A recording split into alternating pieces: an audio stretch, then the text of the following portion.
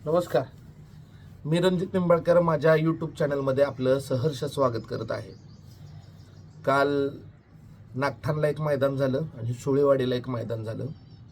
नागठाण मैदानाचा मानकरी ठरला तर तो म्हणजे घरणिकीचा राजा आणि जीवन डायव्हर निनाम यांचा सुंदर. त्या दोघांचं मी मनापासून अभिनंदन करतो, कारण घरणिकीचा राजा आज ज्या पद्धतीनं पळतोय खूप छान वाटतंय. कारण एक सर्वसामान्य गरीब घराचा बैल क्रमांक 1 करतोय सलग 2-3 मैदानामध्ये, भारी वाटलं. त्याबद्दल घरणिकीच्या राजाचं मी मनापासून अभिनंदन करतो. त्याचबरोबर जीवन ड्रायव्हर निनाम यांच्या सुंदरचं सुद्धा मी अभिनंदन करतो, कारण मुंबईला बैल होता आणि मुंबईवरनं डायरेक्ट आज प्रथमच मैदानात आला आणि पहिल्यांदा पुन्हा एकदा त्यानं कमबॅक केला आणि चांगल्या पद्धतीने तो पळाला.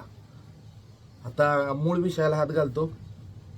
बघा, हा व्हिडिओ बनवण्याच्या नंतर तुम्हाला जे काही बोलायचं आहे तर ते तुम्ही कमेंट बॉक्समध्ये कमेंट करू शकता. मात्र हा व्हिडिओ संपूर्ण ऐका, कारण सुळेवाडी मैदानात वास्तव घडलं काय, खरं सत्य काय आहे हे जाणून घ्या आणि मग कमेंट करा. कारण काय असतं की मैदानात ज्यावेळेस प्रत्यक्ष लोक उपस्थित असतात, स्वतः मी त्या मैदानात उपस्थित होतो आणि मैदानात झालं काय हे झाल्यानंतरनं की आपण आपली मतं मांडली पाहिजेत. कारण बरेचसे यूट्यूबर्स असे पण आहेत की जे घरी बसून बोलतायत, मैदानात वस्तुस्थिती काय झाली हे कोणाला माहीतच नाही. त्याच्यामुळं अर्धसत्य सांगण्यापेक्षा पूर्ण सत्य सांगितलं तर खूप बरं होईल. कारण काय असतं की लोकांच्या मनामध्ये कुठं ना कुठं तर संभ्रम असतात आणि ते दूर केले पाहिजेत आणि खरं पण कळलं पाहिजे. कारण मी पण या पत्रकारी क्षेत्रात 7-8 वर्ष आहे, त्याच्यामुळं मला सगळ्या गोष्टी माहीत आहेत, सगळ्या गोष्टीचे बारकावे माहीत आहेत. आणि कसं असतं, आपण एखादं मत निर्भीडपणे मांडलं तर खऱ्या अर्थानं लोकांना ते सत्य कळायला मदत होते. पण कसं असतं, सत्य माहीत नसतं आणि काही यूट्यूबर्स माहीत नसताना सुद्धा बोलत असतात. त्याबद्दल माझं असं मत आहे की त्यांना की लोकांना सत्य सांगा ॲक्च्युली काय झालं होतं. पहिलं सुळेवाडी. बघा, काल विट्याच्या इथं सुळेवाडीला मैदान होतं. मैदान उशिराच चालू झालं होतं, म्हणजे 11-11:30च्या दरम्यान मैदान सुरू व्हायला झाली. आपला पायरा, आपण नागठाणला जाणार होतो पण काही कारणास्तव आपला पायरा कॅन्सल झाला, त्याच्यामुळे आपल्याला वाघेरीच्या बादलसोबत इकडं यावं लागलं. तर ती आपला वेगळा गोष्ट आहे. आता झालं काय होतं बघा, गट झाले. गट माझ्या माहितीनुसार फक्त 26 गट होते आणि 26 गट झाले. फायनल काय होऊ शकला नाही, अंधार झाल्यामुळे फायनल काही झाला नाही. मात्र नक्की काय झालं होतं, पहिला महत्त्वाचा मुद्दा सेमी 3. तर बघा, सेमी 3मध्ये काय झालं होतं. सेमी 3मध्ये प्रामुख्यानं लढत होती जावेद भाईंचा सर्जा आणि एडुसनचा सुंदर होता. त्याच्यानंतरनं तास क्रमांक 3मध्ये आपला सर्जा आणि वाघेरीचा बादल होता. तास क्रमांक 4मध्ये सप्तहिंद केसरी बकासूर आणि त्याच्यासोबत जो होता तो बोक्या होता. सेमी 3 जाहीर झाला. जाहीर झाल्यानंतरनं आता ज्या त्या मालकाचं काम आहे की बाबा आपली बैल झोपून सेमीला सगळ्यांच्या, म्हणजे 1, 2, 3 सेमी जाहीर केले होते की 3 सेमी सोबत घ्यायला पाहिजे होते. पण सेमी 3 जाहीर झाल्यानंतरनं बकासूर बैलाचे मालक मोहिल शेठ धुमाळ यांनी सेमी 3मध्ये न पाळण्याचा निर्णय घेतला. बैल गाडीत भरला आणि गाडी भरून निघून गेले. आता गाडी भरून निघून गेल्यानंतरनं बाकीचे सेमीवाले निघून गेले होते, सेमी सुरू झाले होते, कारण सेमीला सुरुवात झाली. त्याच्यानंतरनं मग जे काही बोक्या बैलाचे जे काही मालक होते, जे काही सहकारी होते, त्यांनी मोहिलला विनंती केली. त्याच्यानंतर विट्यातनं परत बैल मैदानात माघारी आला. म्हणजे मोहिलनं तर बैल सेमीला झोपायचा निर्णयच घेतला नव्हता. म्हणजे मोहिलला असं वाटत होतं की सेमी 3मध्ये पळायचंच नाही, म्हणजे न पळताच तो मैदान सोडून निघून गेला होता. हे मोहिलनं मात्र मान्य करायला हवं की बाबा मी सेमी 3 सोडून निघून गेलो होतो, परत मला त्या बोक्या बैलाचे जे कोण आहेत त्यांनी मला विट्यातनं परत किंवा कुठून मधून मैदान सोडून गेल्यानंतर परत माघारी आणलं आणि परत बैल झोपण्यास भाग पाडलं. कारण मोहिल तर बैल सोडून निघून गेला होता, मैदान सोडून निघून गेला होता आणि याचा साक्षीदार आहे मैदान रिपोर्टरवाला. कारण मैदान रिपोर्टरवाला तिथेच होतं, छोटा ड्रायव्हर पण तिथंच होता. छोटा ड्रायव्हर. पण हे मैदान रिपोर्टरवाल्यांना पण हे वास्तविक सत्य सांगितलं नाही की बाबा सेमी 3 सुरू व्हायच्या अगोदर बैल बकासूर हा बैल भरून मोहिल शेठ धुमाळ घेऊन गेला. याच्यात बकासूरचा काही दोष नाही. मी बकासूरला काही बोलत नाही. खऱ्या अर्थानं बैल भरून नेण्याचा निर्णय हा मालकाचा असतो. बैल महाराष्ट्रातला नंबर 1 रँकचा बैल आहे. आज नंबर 1 रँकचा बैल आहे. त्या बैलामध्ये इतकी क्षमता आहे की जी महाराष्ट्रात सध्या कुठल्याच बैलात नाही. मी बैलाला नावं ठेवते असं अजिबात नाही. त्या बैलावर माझं आजही प्रेम आहे, उद्याही राहील. मात्र बकासूर सेमी 3ला न झुपता तो घरी का घेऊन गेलात, शेवटी तो व्यक्तिगत प्रश्न आहे. मालकानं बैल झुपायचा का नाही हा त्याचा व्यक्तिगत प्रश्न आहे. पण जर तुम्हाला सेमी 3ला बैल झुपायचाच नव्हता, तसंच जायचं होतं तर तसंच जायचं ना. परत तुम्ही मैदानात माघारी आलाच ना. हे पण सत्य आहे ना. हेही सत्य तुम्ही मान्य करायला हवं. त्याच्यानंतर मग तुम्ही बैल झुंपला. त्याच्यानंतर बैल झुंपल्यानंतर तोपर्यंत सेमी 1 सुटून आला होता. सेमी 1 सुटल्यानंतर तुम्ही सेमी 2च्या मधोमध गेला.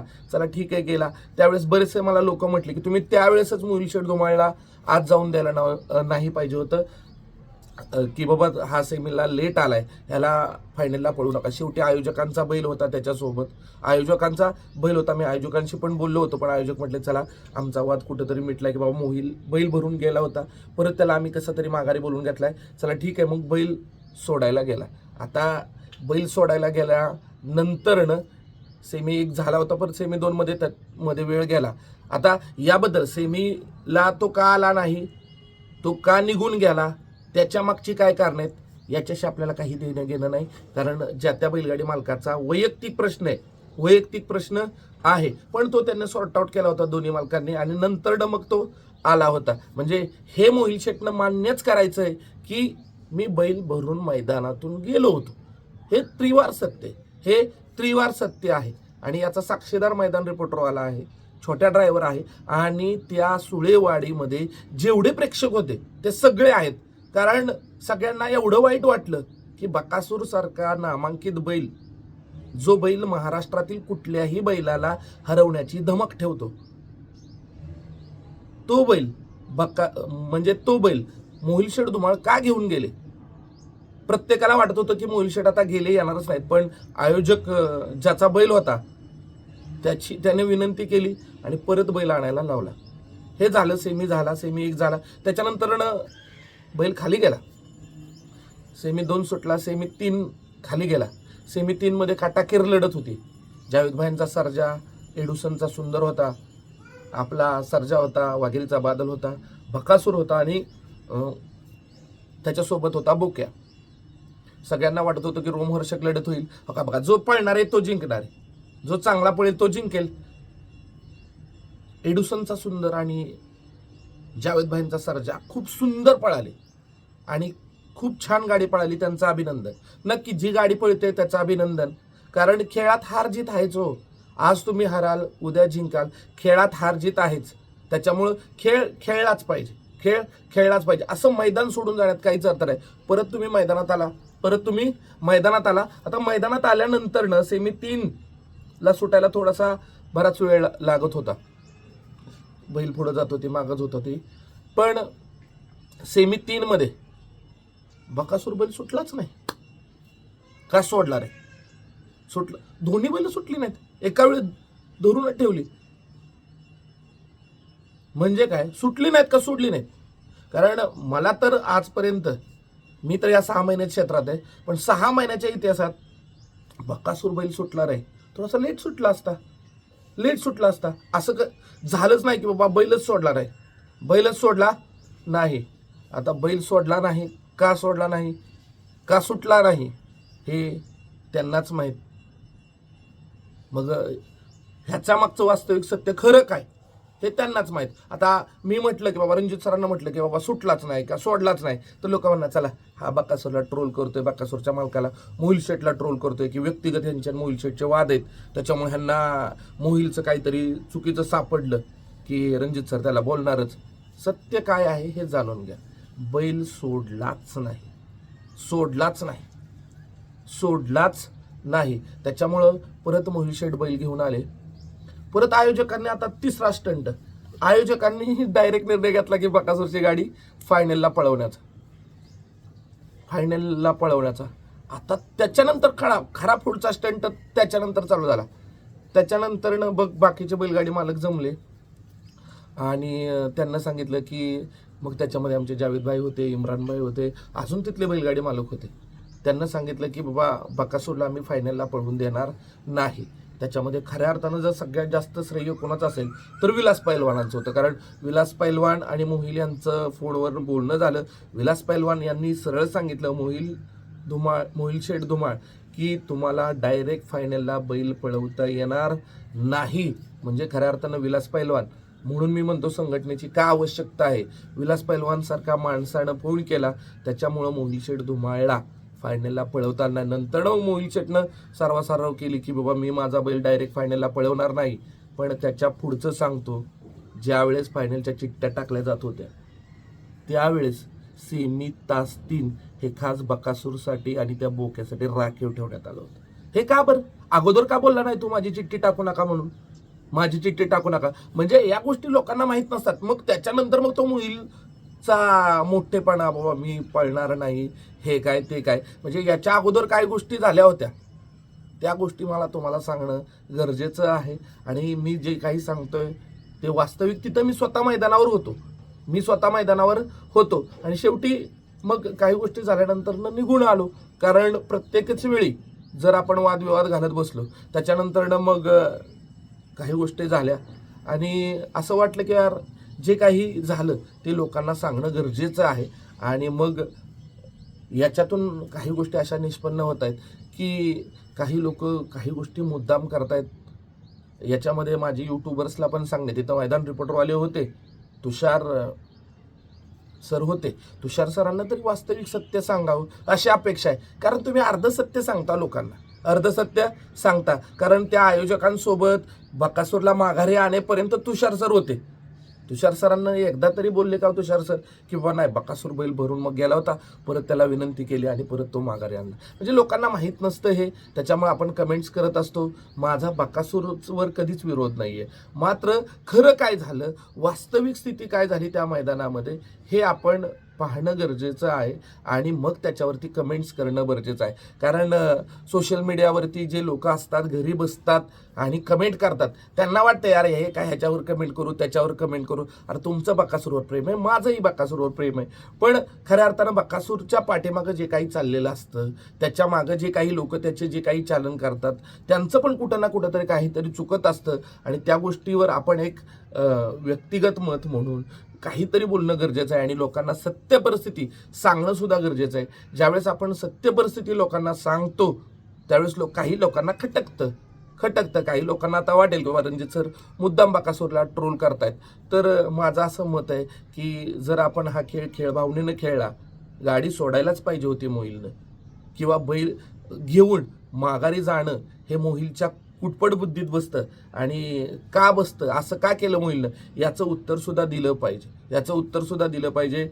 तर भेटू आज तेरकवाडीला, सुंदर असं फलटणला मैदान होणार आहे, तिथं मैदानाला जाऊ. कारण हे वास्तव सत्य बैलगाडी क्षेत्रातलं हे आपल्याला कळलं पाहिजे. कारण एखाद्या पैरेकऱ्याचा जर पैरेकरीच निघून गेला मैदानातनं तर त्याला तो सुद्धा वाईट वाटेल. कारण सेमीला गाडी झुपावीच लागेल आणि न झुपता परत त्याला बोलावं लागतं, विनवणी करावी लागते पैरेकरला, अरे गाडी झुप. हे कुठपर्यंत बरोबर आहे. तर अशा नामवंत बैलगाडी मालकांना असं केलं नाही पाहिजे. हे कितपत योग्य आहे ते त्या बैलगाडी मालकालाच माहीत. मग असं का केलं याची उत्तर सुद्धा लोकांना तुषार सर तुम्ही दिली पाहिजेत. कारण तुम्ही त्याचे साक्षीदार आहात. तर तुम्हीच जर असं लोकांपुढं सत्य न सांगता जर निघून गेला आणि अर्धसत्य लोकांसमोर जर मांडलं तर ते कितपत योग्य आहे हेही विचार करण्याजोगं आहे. तर भेटू आज तिरकवाडी मैदानात. तोपर्यंत जय हिंद, जय महाराष्ट्र. या व्हिडिओच्या माध्यमातून कोणत्याही बैलाच्या किंवा बैलगाडी मालकाच्या भावना दुखावण्याचा हेतू माझा अजिबात नाही. जे काही आहे ते वास्तव सत्य सांगण्याचा मी प्रयत्न केलेला आहे. बाकी तिथल्या लोकांना माहिती आणि मला माहिती आहे खरं काय. शेवटी जर एखाद्याला खरं ऐकायचंच नसेल, ते ऐकून घेण्याची क्षमता नसेल तर तो तुमचा दोष आहे, मी त्याच्यात काही करू शकत नाही. पुनश्च एकदा विलास पैलवान यांचं मी मनापासून आभार मानतो की कारण त्यांनी बाकासूरला फायनलला डायरेक्ट पळू दिलं नाही, कारण खऱ्या अर्थानं सर्वसामान्य बैलगाडी मालकांच्या मागं ठामपणे उभा राहणारा माणूस म्हणून विलास पैलवान यांच्याकडे ओळखलं जातं. तर विलास पैलवान यांना माझी विनंती आहे की संघटनेनं लवकरात लवकर सक्रिय व्हावं. तुमच्यासारख्या माणसांची, या सर्वसामान्य बैलगाडी लोकांना गरज आहे. तुम्ही आला तर हे क्षेत्र एका चांगल्या पद्धतीनं चालू राहील, अन्यथा या क्षेत्राचा विनाश अटळ आहे. आता असं म्हणू नका की रणजित सर हारले म्हणूनच रणजित सर बोलतायत, असं काही नाही. जे काही सत्य आहे, जे आहे ते बोलतो. आणि इथून पुढं मी असं ठरवलेलं आहे, जर काय बोलायचं तर ते मैदानातच बोलायचं. आणि मैदान म्हणजे मैदान जोपर्यंत आपल्याला न्याय मिळत नाही तोपर्यंत मैदान चालू ठेवायचं नाही. विलास पैलवान यांनी सुद्धा सांगितलेलं आहे की जिथं जिथं बैलगाडी मालकावर अन्याय होतोय तिथं प्रत्येक वेळी विलास पैलवानांना फोन करा तुम्ही, लगेचच ते तिथं मुद्दा सॉर्ट आउट करण्याचा प्रयत्न करतात.